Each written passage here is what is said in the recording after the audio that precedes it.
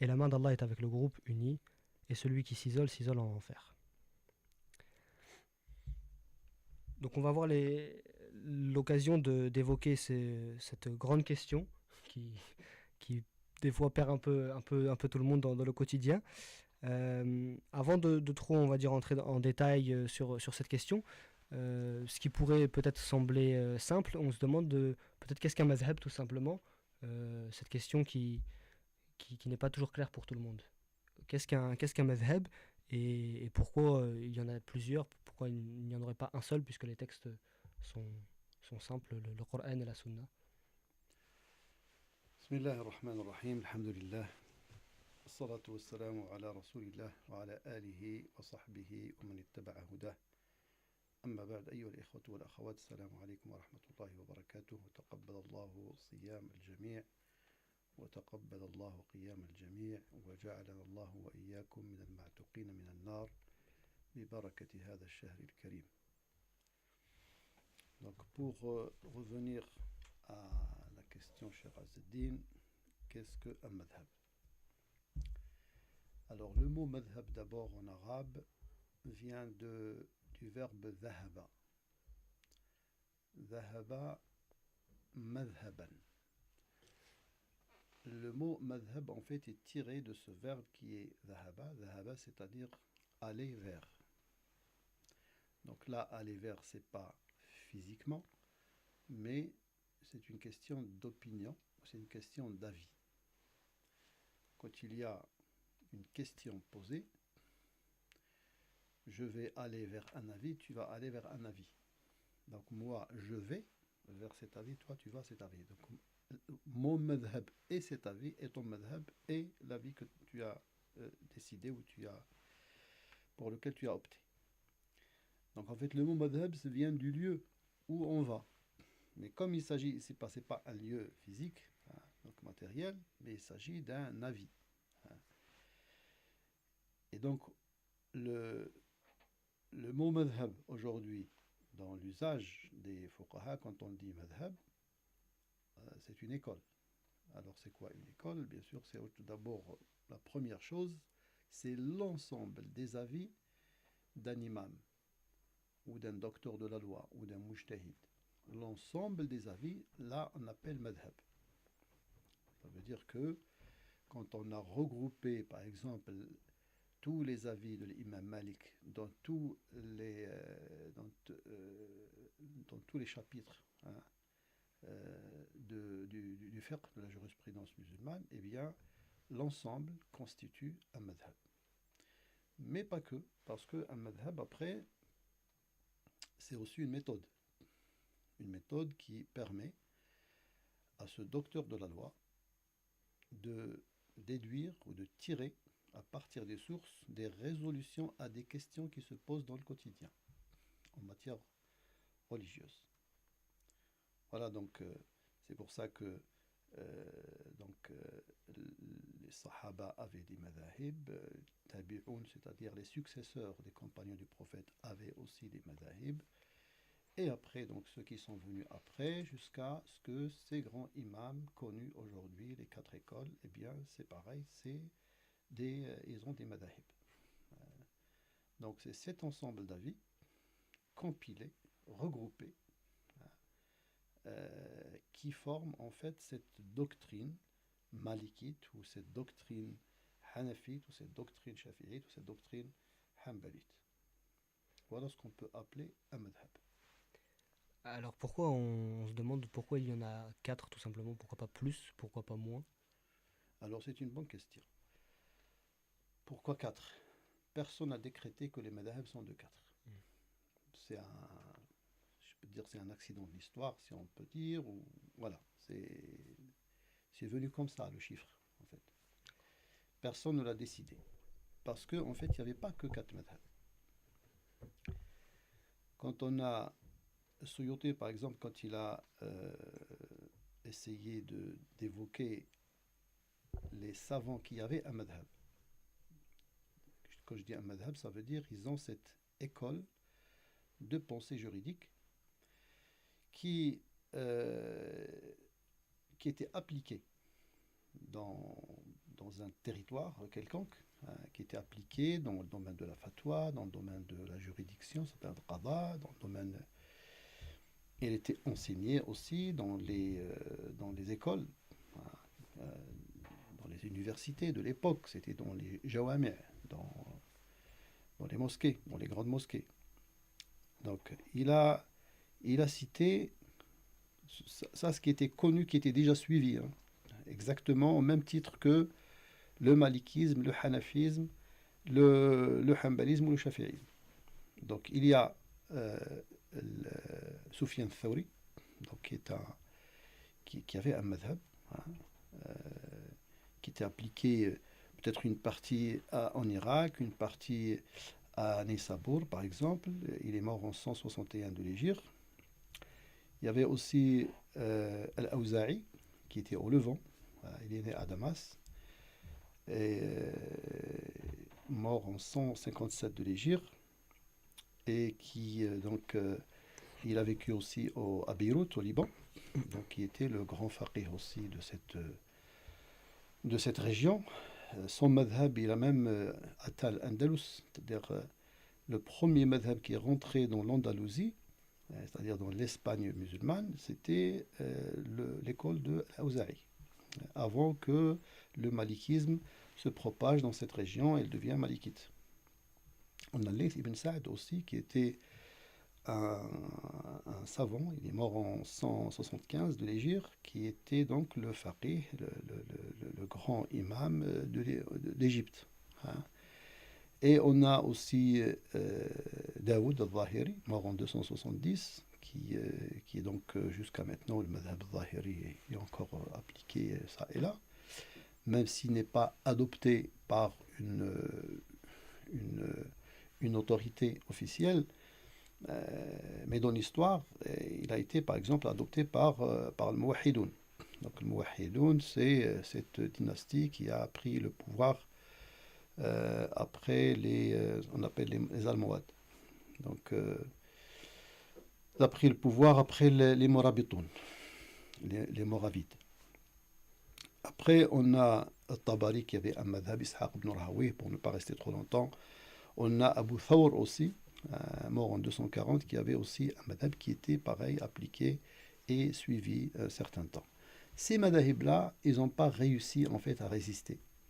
Parce qu'un madhab, pour qu'il résiste, il y a deux moyens pour qu'il résiste. Donc ça veut dire avoir des disciples qui sont actifs, on va dire, hein, qui peuvent donc enseigner, qui peuvent transcrire, regrouper tout ce qui a été écrit dans cette école, voilà, et l'enseigner, surtout le transmettre hein, d'une manière continue. Il y a ça. Et un autre moyen aussi, c'est quand un gouverneur quelconque ou un calife opte pour un madhab, pour qu'il l'applique, pour qu'elle devienne la loi en vigueur dans un pays.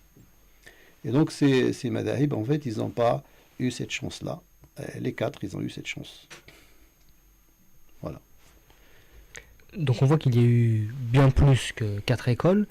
Et comment expliquer toute cette divergence alors même que tout le monde est d'accord sur la source, donc les textes qui sont le Coran et la Sunna, et parfois même on va retrouver les divergences au sein même d'un même madhab. Comment expliquer cette divergence-là? Alors la divergence, pour l'expliquer, il faut beaucoup de temps, on va essayer de résumer. La divergence, elle date déjà depuis les Sahaba ridwanullahi alayhim, pendant le vivant du prophète sallallahu alayhi wa sallam. Parce qu'en fait, le texte, même s'il s'agit d'un texte juridique, on va dire, qui a été énoncé et façonné d'une manière juridique pour qu'il ne laisse pas de zone d'ombre dans la compréhension, et on a toujours différentes interprétations. Prenez n'importe quel on va dire, règlement transcrit, il y a toujours des divergences pour comprendre. Pendant l'époque du prophète sallallahu alayhi wa sallam, Sahaba, dès que le prophète était absent, dans les interprétations, et bien parfois ils sont divergents. On a l'histoire des donc des compagnons en route vers Bani Qurayza, le prophète leur a dit, celui qui croit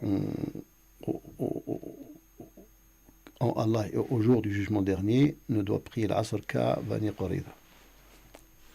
Ok.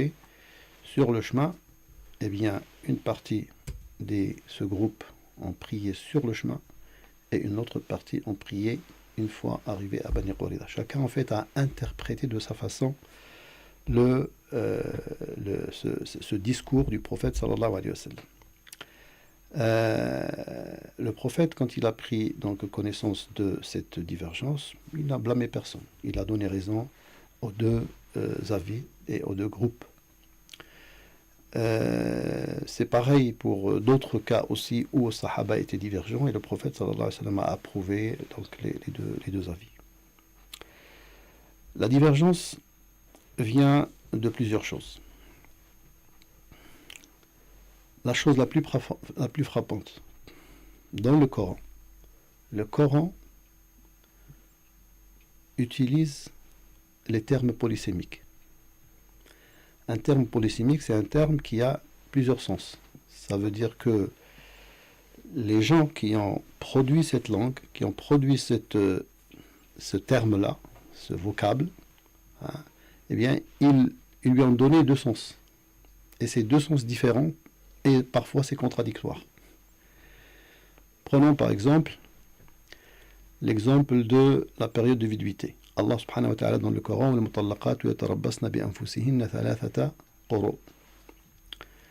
mot quru, singulier qar, veut dire en langue arabe période de menstru et en même temps veut dire période de pureté. Donc maintenant, est-ce que une femme divorcée doit observer une période de viduité de 3 cycles de menstru ou 3 cycles de pureté? Eh bien, il y a divergence. Et cette divergence vient en fait du fait que le terme utilisé dans le Coran est un terme polysémique, qui veut dire les deux sens. Donc, cette divergence-là, Allah, il pouvait dire Al-Mutallaqat yatarabbasna bi anfusihinna thalathata adhar ou thalatha haydat. Donc, il pouvait dire que les femmes divorcées doivent observer une période de viduité de 3 cycles de menstru ou de 3 cycles de pureté. Mais Allah l'a laissé comme ça. Les termes polysémiques dans le Coran, il y en a plusieurs. Et toujours, ils donnent toujours naissance à une divergence. Un terme, par exemple, dans le wudu, le fait de passer les mains mouillées sur la tête, mas'h al-ra's, on a plusieurs avis. Il y a un avis qui dit il faut faire donc le mas'h sur toute la tête, ça veut dire passer les mains mouillées sur toute la tête. Il y en a qui disent non, une partie de la tête suffit. Il y en a qui disent la moindre chose qu'on peut appeler mas'h, hein, donc suffit, comme Shafi'i. Il y en a qui disent le 1/4, il y en a qui disent le 1/3, il y en a qui disent les 2/3. D'où vient cette divergence? Eh bien, parce que dans le Coran, c'est pareil. Allah subhanahu wa ta'ala dit dans Surat Al-Ma'ida, Ya ayyuhalladhina amanu, idha qumtum ila as-salah, faghsilu wujuhakum wa aydiyakum ila al-marafiq wamsahu bi ru'usikum. Le fait de rajouter le ba, cette lettre al-ba, et bien le ba c'est un terme polysémique qui veut dire la partition, hein, et parfois c'est un rajout pour embellir le style. Et il a encore d'autres sens. Il peut signifier aussi la causalité.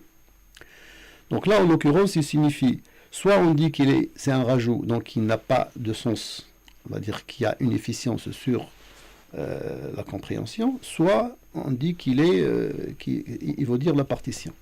Il y en a donc qui l'ont pris pour un bas de partition, donc c'est comme si Allah a dit, passer les mains mouillées sur une partie de la tête. D'autres ont dit, il faut le supprimer, passer les mains mouillées sur la tête. Et donc passer les mains sur la tête, ça veut dire que c'est la tête entière. Sur une partie de la tête, et cette divergence-là, en fait, revient à ce terme qui est polysémique utilisé dans le Coran.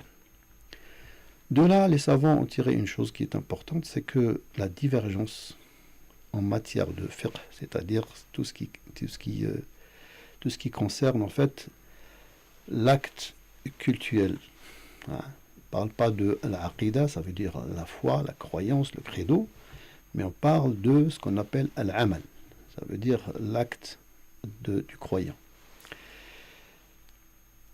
Ils ont tiré une chose qui est importante, c'est que la divergence dans ce domaine-là est voulue par Allah. Alors, pour une hikmah, pour une sagesse qui est derrière. Alors, c'est quoi cette sagesse? C'est que ce qui va donner à réfléchir, en fait, au docteur de la loi, c'est en fait le fait d'apprendre à interpréter, d'apprendre à faire l'analogie, par exemple, d'apprendre à faire ce qu'on appelle l'ijtihad.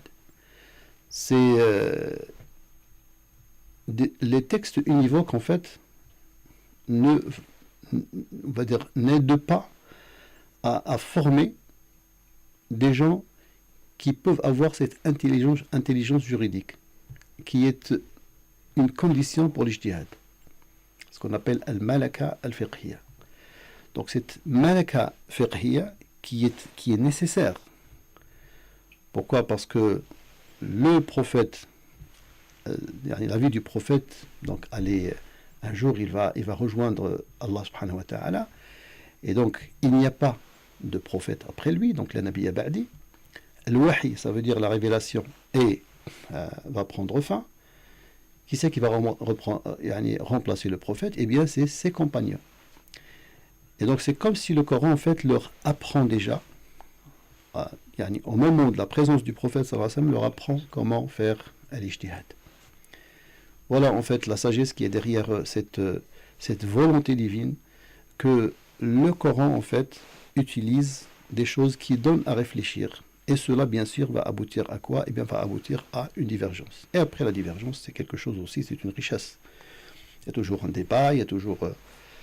Donc, voilà d'où vient la divergence. Alors là, j'ai cité une seule cause de divergence. Après, vous avez... Les causes de divergence sont multiples. Vous avez le fait déjà d'interpréter parfois les termes en soi. Parce que la façon dont un énoncé indique son sens, il y a plusieurs façons. Donc on peut être divergent. Il y a une divergence sur ce qui est implicite, sur ce qui est explicite. Est-ce qu'on prend l'implicite en considération? On ne le prend pas dans le Coran. Et ainsi de suite. Donc il y a plusieurs. Après, quand on arrive à la sunna, c'est pareil. Il va y avoir une divergence déjà sur le hadith. Est-ce que ce hadith-là est recevable ou pas? Il peut être recevable chez les uns, mais pas chez les autres. Et après, c'est pareil. Donc l'interprétation de ce qu'on appelle le matn du hadith, c'est pareil, ça peut donner donc ça peut, on va dire, conduire à une divergence. Après, quand on part à l'ijma', c'est-à-dire le consensus, est-ce que le consensus est sur cette question est vraiment un consensus ou pas? Il peut y avoir des divergences. Dans l'analogie, c'est pareil, qiyas. Donc, est-ce que est-ce que sur cette question, on peut la rapprocher par analogie à une telle question ou pas? Donc là, il y a une recherche sur ce qu'on appelle la cause, ratio legis, ou la illa. Et là, on peut être divergent. Il y a déjà une divergence sur la recevabilité de qiyas. Est-ce que vraiment le qiyas a une valeur probante ou pas? Donc, il y a aussi des divergences. Et c'est pareil pour toutes les autres sources. Donc, il y a des sources qui sont déjà... on va dire, sont considérés comme des sources, ce qu'on appelle l'adilla ou l'usul ou al-masadir al-mukhtalaf fiha. Ça veut dire qu'on a des sources qui ne font pas l'unanimité. Donc pour ceux qui optent pour cette source, donc ils vont légiférer selon cette source. Ceux qui pour eux, il ne s'agit pas d'une source, eh bien, ils vont s'abstenir et ils ne vont pas légiférer selon cette source. Vous allez par exemple... le principe de précaution. Il y a une divergence sur ce principe-là. Vous allez, par exemple, trouver l'imam Malik, il l'utilise beaucoup. Trouver Shafi'i, par exemple, il l'utilise vraiment rarement. Il l'utilise que dans les cas où le législateur lui-même, c'est-à-dire le prophète, l'a utilisé. Ou Allah subhanahu wa ta'ala, dans le Coran, a utilisé. Donc, mais il n'extrapole pas. Il se tient à ce qui est textuellement donc énoncé en matière de précaution. Mais ce principe de précaution, si vous allez par exemple chez l'imam Malik ou même chez l'imam Ahmad, vous allez trouver qu'il le prend partout, dans tous les domaines, c'est-à-dire dans tous les chapitres différents. Donc en fait, c'est une question qui est très très vaste. Et en fait, ce qu'il faut retenir, c'est que l'irtilaf, c'est pas un hadith ça, mais l'irtilaf, c'est une richesse et c'est une rahma. Vraiment une rahma. On peut citer plein d'exemples. Par exemple, un petit exemple, les shafi'ites par exemple, qu'est-ce qu'ils font dans le tawaf? Pour shafi'ites, tawaf, il faut avoir les ablutions pour faire le tawaf de Kaaba. Les shafi'ites, pour eux, si un homme touche une femme, même comme ça, qu'elle soit son épouse ou quelqu'un d'autre, il a perdu son tawaf. Dans le tawaf, on se donne la main quand on est un homme et une femme, ils se donnent la main pour faire tawaf avec sa femme, pour qu'il ne perde pas sa femme. Bien, on est obligé de se donner la main, par exemple. Donc il n'a pas le droit. Sinon, il va perdre ses ablutions. Hein. Parfois, on se touche. Les pieds se touchent, par exemple, quand il y a trop de monde. Donc, on ne sait pas qui on a touché et tout ça. Donc, pour les shafi'ites, c'est un grand casse-tête, en fait, pour faire tawaf selon Shafi'i. Que dit les ulama shafi'iyya? Ils disent, pour cette question-là, eh bien, prenez l'avis des malikites. Parce que pour l'avis des malikites, en fait, l'attouchement, quand il n'y a pas de... C'est un attouchement qui est tout à fait normal, il n'y a pas de... Ça annule pas les ablutions. Donc, vous voyez, du moment qu'il y a deux avis, déjà, on trouve une solution à un problème qui peut... Il y a un grand haraj, un grand gêne, en fait, de dire à quelqu'un, à chaque fois que tu as annulé son wudu en touchant comme ça une femme, eh bien, tu dois sortir de cette foule pour aller faire les ablutions, puis revenir pour reprendre tawaf. C'est trop difficile. Barakallahu fikum, cher, pour ces éclaircissements. On comprend mieux donc cette richesse-là dans la divergence et cette différence de méthodologie, comme vous l'avez expliqué. On pourrait se demander peut-être un cas plus concret. C'est pas donné à tout le monde d'étudier des dizaines et des dizaines d'années. Donc pour un musulman, dans son quotidien, en fait, est-ce qu'il lui appartient à lui de faire ce travail d'interprétation-là que faisaient les sahaba, par exemple, sur telle ou telle question, et donc de choisir tel ou tel avis, ou bien non, il est plutôt invité à se contenter de suivre une méthodologie, donc un imam, une école, dans sa vie au quotidien. Donc là, est-ce que tu veux dire la personne lambda? Oui. Ou tu parles des gens qui sont dans l'instruction, dans talab al-ilm et tout ça? Un musulman lambda dans son quotidien. Parce que c'est pas pareil. En fait, si on commence par le musulman lambda, en fait, quand on dit je suis un musulman lambda, je dis moi je suis maliki, ou je suis shafi'ite, ou je suis hanafite. Ça, c'est un abus de langage. Une personne lambda ne peut pas être ni maliki, ni shafi'i, ni hanafi, ni quoi que ce soit. Celui qui peut être qualifié d'un madhab, en fait, c'est les savants qui sont formés dans cette école. Et parfois même les gens les muqallidoun, ça veut dire les imitateurs, ceux qui ont appris les règles, même si on a pris l'ensemble des règles de ce madhab, on n'est pas pour autant maliki. Quand est-ce qu'on devient un vrai, on mérite vraiment ce qualificatif? C'est quand on devient quelqu'un qui a cerné la méthode dans telle ou telle école. Alors ceux on peut qualifier de malikites ou de hanafites ou shafi'ites ou hanbalites, en fait c'est ce genre de savants. Parce qu'en fait c'est eux qui peuvent en fait comprendre comment l'imam de cette école est arrivé à cette résolution. Et parce que c'est ces disciples-là qui vont continuer après l'imam. Et c'est ce qui s'est passé dans toutes les écoles. On va trouver que les grands disciples de l'imam Malik, c'est eux en fait qui ont continué après l'imam Malik. Parce qu'il faut savoir une chose. Les questions posées à l'époque de Malik. Oui, d'accord, Malik, donc il a donné ses résolutions. Mais après l'imam Malik, il y a eu beaucoup de questions qu'on a posées, que la vie a posées aux êtres humains, on va dire, aux croyants, et il fallait donc des résolutions. Comment on les résout, ces questions? Si on n'a pas appris la méthodologie malikite pour répondre à tout événement ou tout ce qui peut survenir comme question, ce qu'on appelle nawazil, eh bien on ne peut pas. L'école, en fait, elle va prendre fin. Elle va s'arrêter avec Imam Malik. Donc, en fait, les vrais malikites, c'est ceux-là. Ce sont les savants. Alors maintenant, pourquoi on dit que telle personne, on dit par exemple que les Maghrébins, c'est des Malikites, les Turcs, c'est des Hanafites, une grande partie des Égyptiens, c'est des Shafi'ites, et ainsi de suite. En fait, ça, c'est parce que ces populations suivent les savants de ce madhab, qui est en fait le madhab le plus répandu dans ce pays, par exemple, ou bien c'est le madhab qui a été adopté par l'autorité politique qui gouverne en fait ce pays. Si vous prenez par exemple un pays comme le Maroc ou l'Algérie, ils ont des mudawwana. Donc ces mudawwana, vous allez trouver qu'ils ont fait le choix de suivre l'école malikite. Et c'était comme ça dans toute l'histoire. Donc un madhab, quand il s'installe dans une région, c'est parce que en fait, il devient la loi en vigueur dans cette région.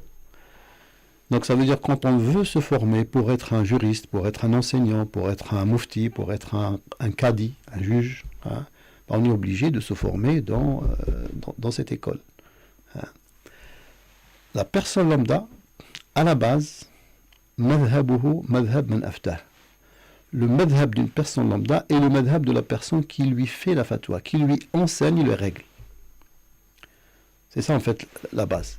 On est une personne lambda, je deviens malikite, c'est parce que dans mon pays, il n'y a que des malikites qui font la fatwa. Donc tout est réglé selon l'école malikite. Et donc, voilà, par la force des choses, je deviens malikite. Mais si il se trouve que je déménage et je pars dans un autre pays, eh bien, je vais trouver des savants qui sont d'une autre école. Et l'ami, donc lui, quand il lui arrive quelque chose et il pose une question, il va vers ses ulama, vers ses savants, et ils vont lui répondre selon leur madhab à eux, et donc il va changer de madhab tout simplement. Sans qu'il le sache, parce que lui, en fait, il ne connaît pas sur quoi on s'est basé, il ne connaît pas les références, les dalils, il ne connaît pas la méthode. Il va poser sa question à un savant dont il lui fait confiance dans son savoir, eh bien, il va lui répondre, et Allah ne lui demande pas plus que ça. Al-Ammi, on lui applique le verset qui dit « Fas'alu ahla dhikr in kuntum la ta'lamun ». Si vous ne savez pas, demandez à ahla dhikr. Ahla dhikr, c'est qui? C'est les savants. Et les savants, Allah ne nous a pas demandé si je suis un Hanbalite et je suis dans un pays où il n'y a pas de Hanbalite. Allah ne m'a pas demandé d'aller dans le pays où il y a le Hanbalisme pour poser ma question. Non, ça ne se passe pas comme ça. Et surtout pour tout ce qui est règles juridiques qui régit en fait les relations humaines. Dans le monde musulman,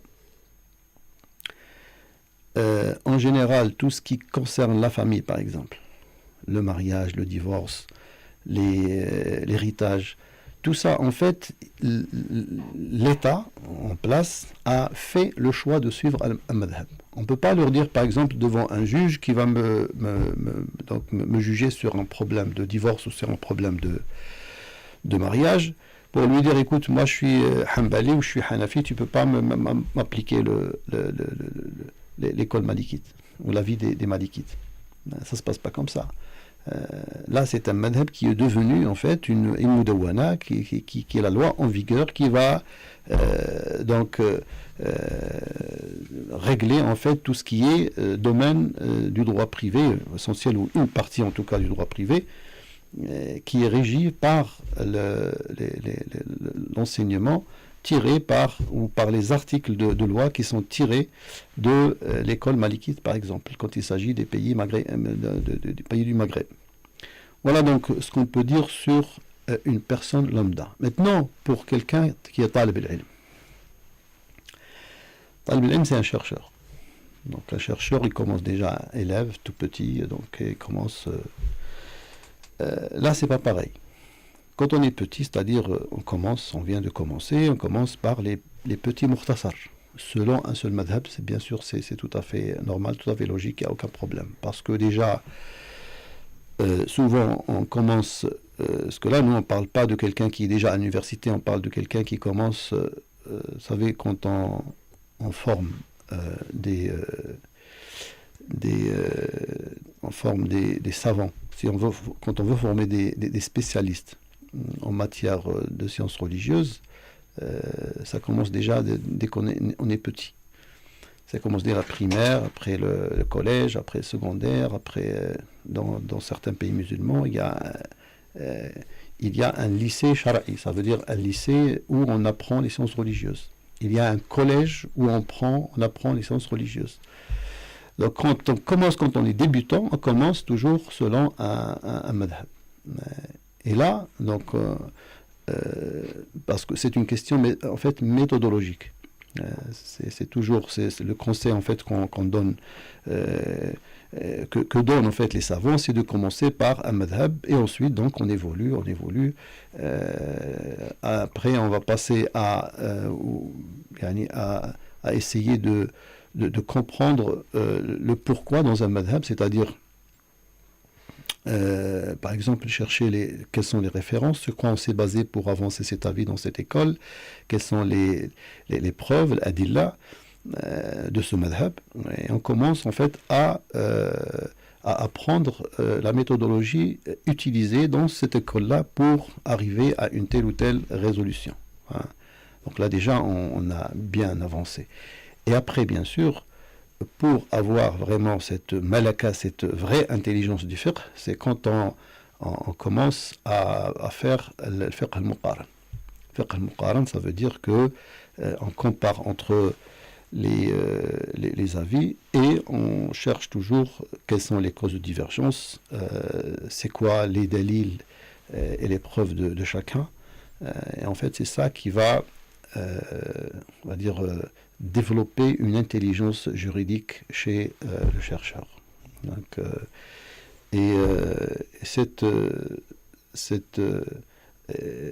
Ibn al-Arabi dit dans un livre, je ne me rappelle plus le livre, من لم يطلع على خلاف العلماء لم يشم رائحة الفقه.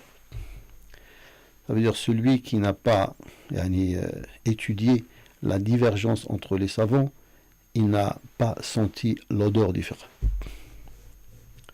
Voilà donc ce qu'on peut dire sur donc, les deux pour quelqu'un, c'est-à-dire sur le plan méthodologique et pédagogique, c'est une chose, sur la pratique quotidienne d'une personne lambda, c'est autre chose.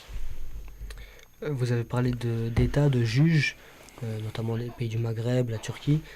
Aujourd'hui, dans un contexte européen, un contexte français pour nous, justement, comment se placer par rapport à ça?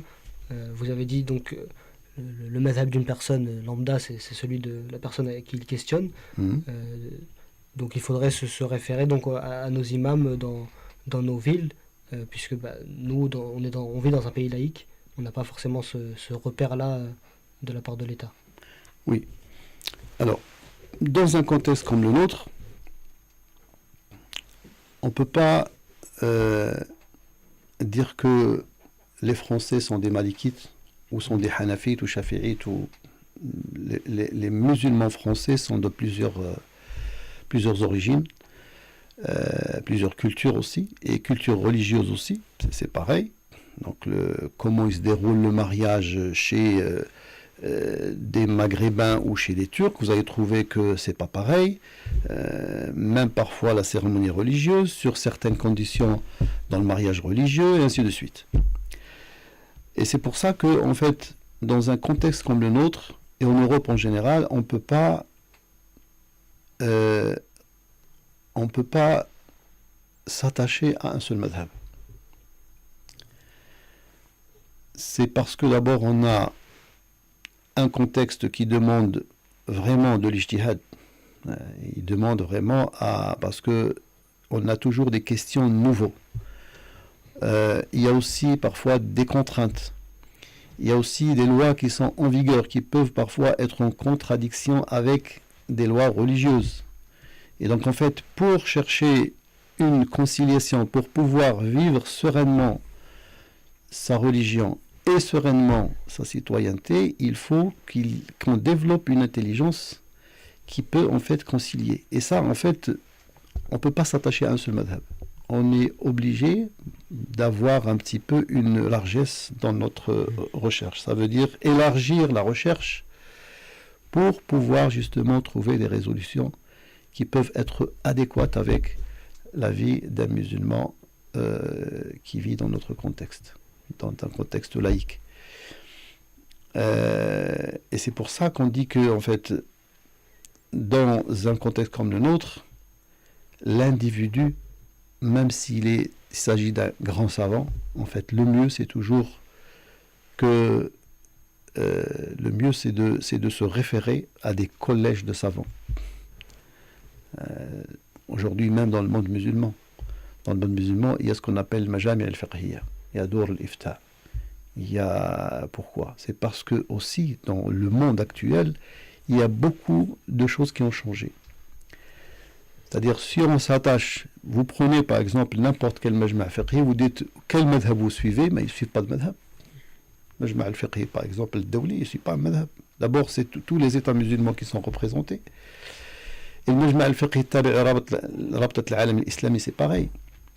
On ne peut pas dire qu'on suit un seul madhab. Ce qui se passe en fait, c'est que quand on pose une nazila, ça veut dire un événement, une question nouvelle, et bien, qu'est-ce qu'on fait? Eh bien, on convoque des chercheurs, on commence les recherches. Et il faut ratisser large en fait. Il faut aller chercher chez les Hanafites, chez les Malikites, chez les anciens, hein, même les madahib qui n'existent plus aujourd'hui. Hein, mais dans les écrits, on peut les trouver ça et là dans les compilations de Fiqh al-Muqaran. Et on essaye donc de faire des recherches pour aboutir à une résolution. Hein, qui peut être donc adéquate avec notre époque. Donc, c'est exactement ce qu'il faut faire dans un contexte comme le nôtre. Il y a beaucoup plus de questions, même dans le quotidien, parce que dans les majami' al-fiqhiyya, toujours les nouvelles questions posées, en fait, souvent, c'est pas des questions dans le domaine du culte, par exemple. Hein, c'est à part peut-être le hajj parfois parce que bon, il y a eu il y a beaucoup, il y a de plus en plus de monde qui vont au hajj par exemple, mais dans la prière zakat aussi, hein, parce qu'il y a beaucoup de valeurs aujourd'hui qui n'existaient pas ni au temps du prophète ni au temps des grands imams, donc il faut trouver des solutions à ces nouvelles richesses. Dans le domaine de la prière et tout ça, bon, peut-être qu'il n'y a pas quelque chose qui est nouveau, mais dans beaucoup de domaines, en fait, ce qu'on appelle donc le majal mu'amalat, fiqh al-mu'amalat, il y a beaucoup de choses nouvelles. Beaucoup de questions, comme par exemple la question des crypto-monnaies ou la question de tout ce qui est commerce. Que ce soit sur Internet, le commerce sur les marchés boursiers et tout ça. Donc là, aujourd'hui, par exemple, quand on a créé ce qu'on appelle la finance islamique, il fallait en fait aller dans tous les sens pour chercher des résolutions. Nous, dans notre contexte, en fait, le nawazil, ça veut dire les questions un peu spécifiques, peuvent se poser dans tous les domaines. Dans le domaine cultuel, dans le domaine de la famille, dans le domaine du mariage, dans le domaine du divorce. Et pourquoi je dis ça? C'est parce qu'en fait, il y a ce contexte, en fait, on vit dans un pays, on est citoyen dans un pays où il y a des lois en vigueur. Donc on ne peut pas être au porte-à-faux par rapport à la loi. Un musulman qui est citoyen dans un pays doit respecter la loi de ce pays. Et donc, ça peut être une contrainte pour lui. Donc, dans certains domaines, eh bien, comment lever cette contrainte? Eh bien, c'est là où il faut faire de l'ijtihad. Et cet ijtihad-là, du moment qu'il est compliqué, le mieux, c'est qu'il se fasse par des collèges, c'est-à-dire ce qu'on appelle des conseils théologiques, ou comme par exemple le Conseil européen de la fatwa, qui est un conseil européen. Alors pour le Conseil européen, il a déjà fait un grand travail. Alhamdoulilah, il est une grande compilation de travail du Conseil européen de la fatwa. Mais en fait, même le Conseil européen de la fatwa ne suffit pas. Parce qu'il y a des questions qui sont spécifiques à la France. Qui ne se trouvent pas, par exemple, pour les musulmans de Grande-Bretagne ou d'Irlande ou d'Allemagne. Donc, c'est pour ça que, normalement, dans chaque pays européen, on doit avoir ce genre de conseils qui font ce travail-là. Voilà, que l'on fait comme encore pour ces éclaircissements qui nous aident beaucoup à comprendre cette notion. Vous avez parlé d'ijtihad. Est-ce que vous pouvez essayer de, comment dire, le définir, on pourrait le traduire, mais vraiment le définir un peu concrètement, et peut-être nous expliquer justement qui peut en faire usage, quelles sont les conditions pour arriver à cet ijtihad-là? N'importe quelle résolution dans le domaine de la jurisprudence, elle émane de deux ijtihad, deux sortes d'ijtihad qui sont complètement différents. D'abord, il y a un premier ijtihad, c'est l'ijtihad, ce qu'on appelle l'ijtihad d'inférence, ijtihad ou l'istinbat.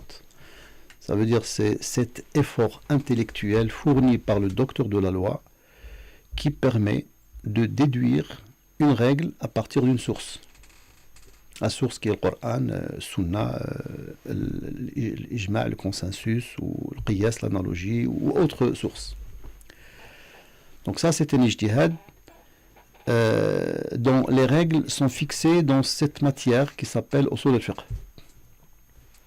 Quand on étudie usul al-fiqh, en fait, on étudie les bases ou les règles ou al-qawa'id, l'ijtihad. Ijtihad, l'istinbat. Le deuxième ijtihad, c'est un ijtihad d'application.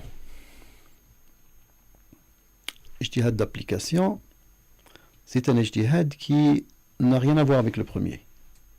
Le premier, c'est un ijtihad donc qui est lié aux sources. Dans ces sources, il y a le Coran et tout ce qui en fait en découle de cette première source. Donc il y a la Sunna et les autres sources, tout ça, ça découle du livre sacré, ça veut dire de la révélation. Donc c'est un ijtihad qu'on peut dire entre guillemets religieux. L'autre ijtihad, en fait, c'est un ijtihad profane. Profane, ça veut dire quoi? Ça veut dire que c'est un ijtihad qui ne se réfère pas au texte, mais il se réfère au contexte. Je donne un exemple pour clarifier. Si je vous dis par exemple, quel est le statut de la zakat dans la religion musulmane? Vous allez me dire que c'est un pilier. Parmi les 5 piliers de l'islam, il y a la zakat. Donc c'est une prescription. Elle est obligatoire. Ça, c'est dans l'absolu. Ça, c'est ijtihad al-istinbat. Ça veut dire que, parce qu'on a pris le verset qui dit aqimus salata wa atuz zakat, c'est répété plusieurs fois dans le Coran, et ça, en fait, ça nous donne, en fait, si vous voulez, cette règle qui on dit qu'il y a un ordre de s'acquitter de la zakat, donc la zakat est une obligation. Il y a aussi le hadith du prophète, Buni l'islam ala khams. Donc ça veut dire que l'islam se base sur 5 piliers dans la zakat. Mais, dans la réalité, est-ce qu'elle s'applique aveuglément, cette prescription? Non. Il y a des modalités d'application aussi, qui sont aussi tirées du texte.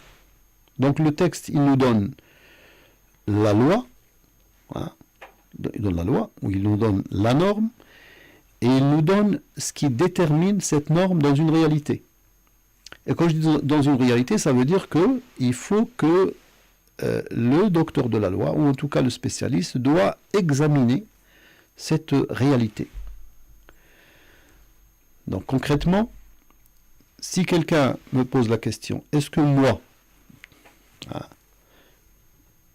je dois m'acquitter de la zakat ou pas, je ne peux pas lui dire oui, comme ça, la zakat est obligatoire? Non. Je dois d'abord lui dire, vous possédez combien? Il va me dire 1000 euros. Je vais lui dire 1000 euros, non. Vous n'avez pas à vous acquitter de la zakat. J'ai dans mon compte 20 000 euros. Je vais lui dire, depuis quand? Depuis une semaine. La zakat n'est pas obligatoire. Je possède cette somme depuis 1 an. Est-ce que vous avez des dettes? Oui, j'ai des dettes. La zakat n'est pas obligatoire. Donc vous voyez, une vérification. C'est-à-dire, je dois vérifier est-ce que les modalités d'application sont réunies pour cette personne, si vous voulez, ou pour cette situation ou pas. Et ça, c'est un ijtihad c'est une vérification. Là, je ne vais pas utiliser le texte pour effectuer cette vérification, mais je vais utiliser donc un ijtihad que j'ai appelé profane. C'est-à-dire, Abu Hamid al-Ghazali dit on utilise 5 choses. On utilise la raison, les sens, la nature des choses, comment dire, la langue aussi, c'est-à-dire parce que parfois on rédige, par exemple, des contrats où on prononce des choses qui peuvent donner à un règlement, et on doit voir en fait si ce qui est écrit. Hein, donc ça veut dire on doit l'examiner sur le plan linguistique. Et il y a aussi l'usage. Donc ces 5 choses qu'utilise la personne qui procède à cette vérification, qui procède à cet ijtihad, hein, ces 5 choses-là, en fait, c'est des choses, c'est une appréciation humaine. Hein, donc, et ça, en fait, n'importe quelle règle révélée, elle ne peut être traduite dans une réalité, ou elle ne peut être appliquée dans une réalité que à travers cette deuxième ijtihad, qui est appelée chez les spécialistes comme, soit on l'appelle tahqiq ou al-manat, c'est-à-dire le fait de vérifier le déterminant de la norme dans une réalité. Et ça exactement la bonne traduction. Ou bien, il y en a qui l'appellent aussi, comme Chatibi par exemple, il l'appelle ijtihad ou tanzil. Donc l'ijtihad d'application. Voilà, donc ce que c'est l'ijtihad. Il y a d'autres formes d'ijtihad, mais le plus important en fait c'est ça. Donc il n'y en a pas un seul ijtihad, mais il y a 2 ijtihads, mais qui sont différents. Le deuxième ijtihad demande une compétence bien particulière, c'est-à-dire il faut connaître les sources, les textes et tout ça. Ce deuxième ijtihad, en fait, il demande à être compétent dans ce qu'on appelle l'waqi', le contexte. La chose qui est devant vos mains, en fait,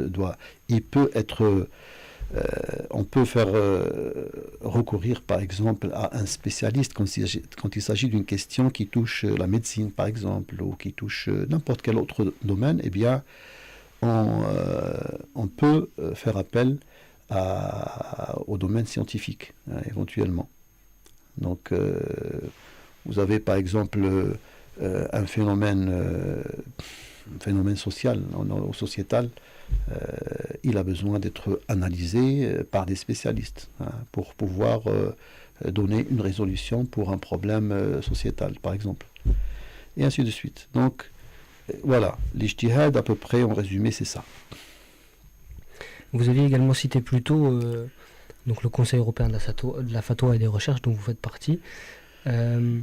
Justement, dans l'émission de ces fatwas, quel rôle ces 4 écoles, donc ces différents mazahib, jouent-ils pour influencer, guider ces recherches-là? Alors, j'ai dit tout à l'heure, c'est que le mazahib, les collèges, ces conseils, ces majami', hein, c'est un groupement de savants, collège de savants qui se réunissent pour donner des résolutions à des questions qui se posent. Ils sont, en fait, leur domaine de recherche, c'est les madahib, c'est les écoles. Comme là, je l'ai dit tout à l'heure, on a déjà les 4 écoles, mais on a aussi au-delà des 4 écoles. Donc, même les écoles qui n'existent plus aujourd'hui, mais dont les écrits. Vous prenez par exemple un livre comme Al-Majmou' al-Nawawi, vous allez trouver que Nawawi, il va citer la vie de Abu Thawr, la vie de Thawri, la vie de l'Awza'i. Hein. Donc ça, c'est des madhahib qui existaient auparavant, mais aujourd'hui n'existent pas. Mais leurs avis sur certaines questions, on les retrouve dans les références. Même dans les Pronibidayat al-Mujtahid, c'est pareil. À chaque fois qu'il y a une question, il va citer les avis des compagnons, les avis des tabi'in, les avis de ces grands madhahib qui sont d'actualité jusqu'à aujourd'hui, les 4 madhab. Hein. Donc ces madhahib, en fait, ce sont le domaine, en fait, de recherche pour ces conseils, pour ces collèges de fatwa. Donc, alors sans bien sûr être fanatique dans le choix, parce que le problème des madhahib, en fait, dans l'histoire, il y a eu quand même pas mal de fanatisme, en fait, pour le madhahib, ce qu'on appelle ta'assub al-madhabi. Ta'assub al-madhabi, c'est pas une bonne chose. Hein. Le point qui est négatif dans ce qu'on appelle al-madhabiyya, c'est-à-dire le fait d'adopter une école, c'est ce fanatisme, en fait, qui parfois, vraiment, il déborde et ça peut devenir quelque chose vraiment qui est très, très péjoratif. Donc tout ça, évidemment, ça respecte, ça va dans l'esprit des madhab, ou bien alors c'est plutôt une évolution. Est-ce qu'on peut peut-être voir en Europe émerger dans les prochaines années un nouveau madhab? Pourquoi pas? Vous savez, un madhab ne se décide pas comme ça. L'imam Malik, il n'a pas décidé de constituer un madhab. Tout à fait naturel, donc il donne des cours. Hein. Il répondait à des questions. Il faisait son ijtihad. Et donc, d'une manière tout à fait naturelle, donc il avait des disciples. Ces disciples sont rentrés chez eux parce que l'imam Malik a reçu des disciples de partout dans le monde. Et ils sont rentrés chez eux, et ces disciples donc, ont fait le travail pour regrouper tous les avis de leur imam. Ils les ont fait développer, et ainsi de suite. Et c'est devenu, par, on va dire, la force des choses, sont devenues des écoles suivies dans le monde musulman. Donc, on ne peut pas le décider comme ça. Mais il peut émerger, effectivement.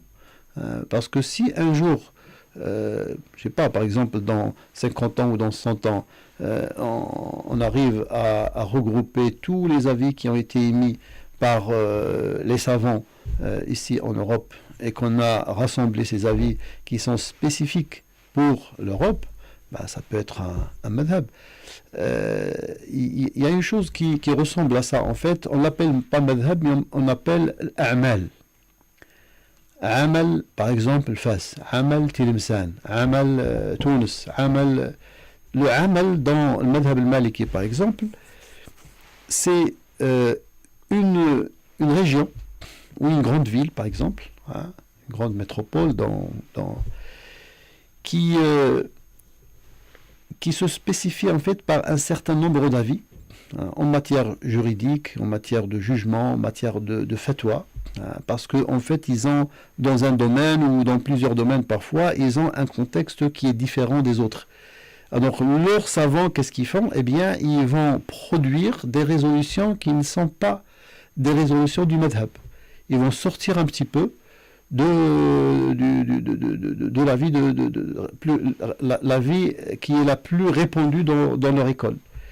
Et quand on a regroupé en fait ces avis qui sortent en fait de la méthodologie de l'école, même si on garde la méthodologie, mais en tout cas ça c'est une autre résolution, eh bien on a regroupé ça pour dire que voilà, ça c'est spécifique à cette région. Pourquoi? Parce qu'il y a un contexte qui exige cette exception. Ça peut aussi devenir par la force des choses un madhab, en tout cas moi j'ai toujours dit que pour les musulmans en Europe, alors on a les sources, bien sûr, qui sont le Coran, la Sunna, le consensus, le raisonnement analogique et tout ça, mais je pense qu'il y a deux sources qu'il faut vraiment que les savants et les spécialistes, ici en Europe, en tout cas je parle des spécialistes en fiqh, il y a deux sources qui sont importantes, qui doivent être réétudiées et vraiment bien développées et bien appliquées. C'est l'istihsan et al-maslaha al-mursala. Parce que en fait, les deux grands leviers d'un ijtihad nouveau dans notre époque et dans un contexte spécifique, ce sont ces deux ijtihads-là, et qui représentent vraiment deux grands leviers pour pouvoir répondre aux questions nouvelles, aux questions où on est sous la contrainte et tout ça. Et donc le istihsan, il est appelé dans le jargon, je pense, des juristes français, il est appelé l'équité. Donc l'équité, nous on l'appelle la préférence personnelle du docteur de la loi, mais en fait c'est pas la bonne traduction, je pense. L'istihsan, pour le définir, c'est une résolution qui se base sur l'exception, où l'exception peut devenir la règle.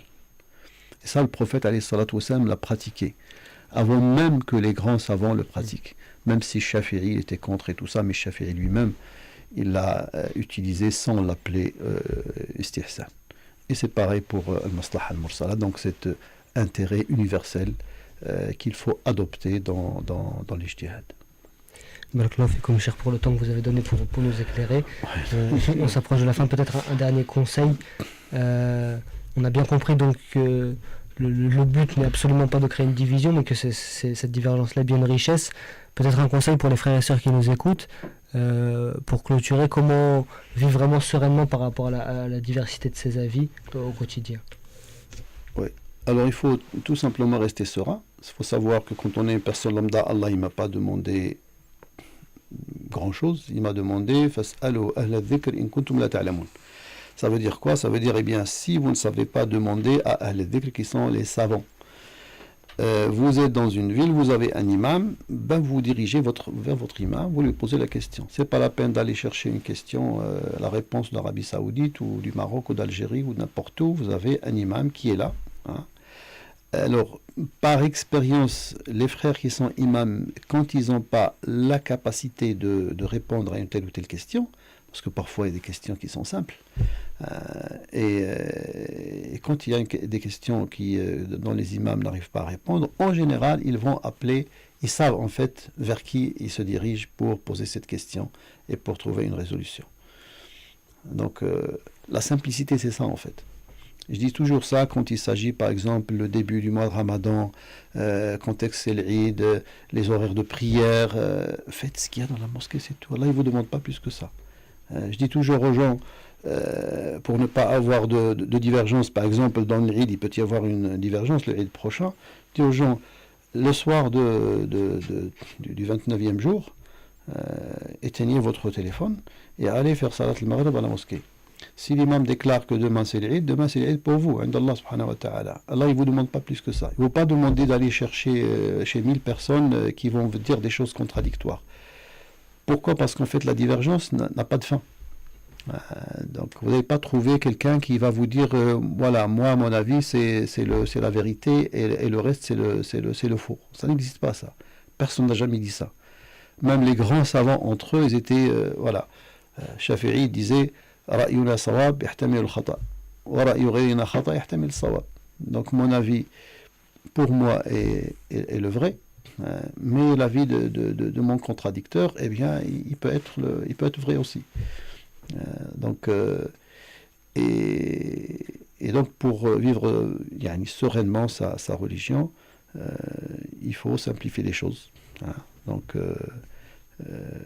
on pose sa question à qui on fait confiance. Un imam, normalement, quand il est dans une mosquée, donc ça veut dire que la communauté lui fait confiance. Donc ça suffit. Donc, alhamdoulilah, là, aujourd'hui, il n'y a pas une ville en France où il n'y a pas au moins un imam. Si c'est pas donc on est toujours dans un quartier, on a une mosquée, on a un imam, et alhamdoulilah, ça c'est suffisant.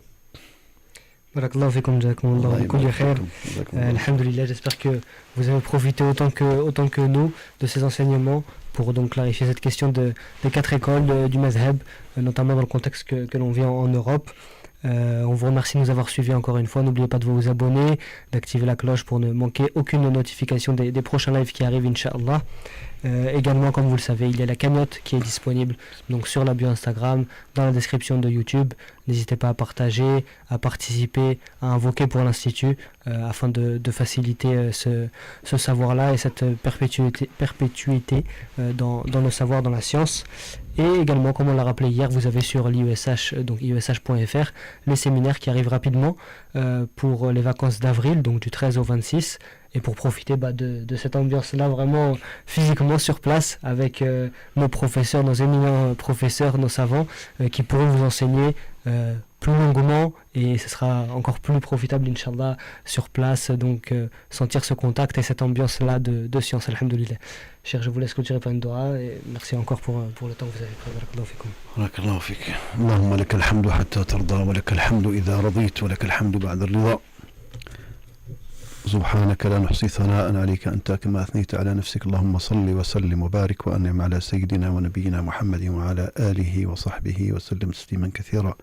اللهم لا تدع لنا في هذا الموقف ذنبا إلا غفرته ولا هما إلا فرجته ولا كربا إلا نفسته ولا مبتلا إلا عافيته ولا مريضا إلا شفيته ولا عيبا إلا سترته ولا دنا إلا قضيته ولا ميتا إلا رحمته ولا حاجة من حوائج الدنيا والآخرة لك فيها رضا ولنا فيها صلاح إلا قضيتها ويسرتها برحمتك يا أرحم الراحمين. اللهم اغفر لنا وارحمنا فإنك بنا راحم ولا تعذبنا فإنك علينا قادر والطف بنا فيما جرت به المقادير إنك نعم المولى ونعم النصير بالإجابة جدير. اللهم تقبل صيامنا وتقبل قيامنا. اللهم اجعلنا من عتقائك من النار في هذا الشهر الكريم. اللهم اجعلنا من عتقائك من النار في هذا الشهر الكريم يا رب العالمين. اللهم إنا نسألك يا الله أن ترفع الظلم عن المظلومين وأن ترفع القهر عن المقهورين. اللهم ارحم موتانا وموتى المسلمين أجمعين. اللهم احفظنا بحفظك واكلأنا برعايتك وعنايتك. حسن اللهم بعينك التي لا تنام واكلأنا في كنفك الذي لا يضام وأعزنا بسلطانك الذي لا يرام. آمين آمين. وصل اللهم وسلم وبارك وأنعم على سيدنا ونبينا محمد وعلى آله وصحبه وسلم تسليما كثيرا. سبحان ربك رب العزة عما يصفون وسلام على المرسلين والحمد لله رب العالمين. بارك الله فيك عز الدين.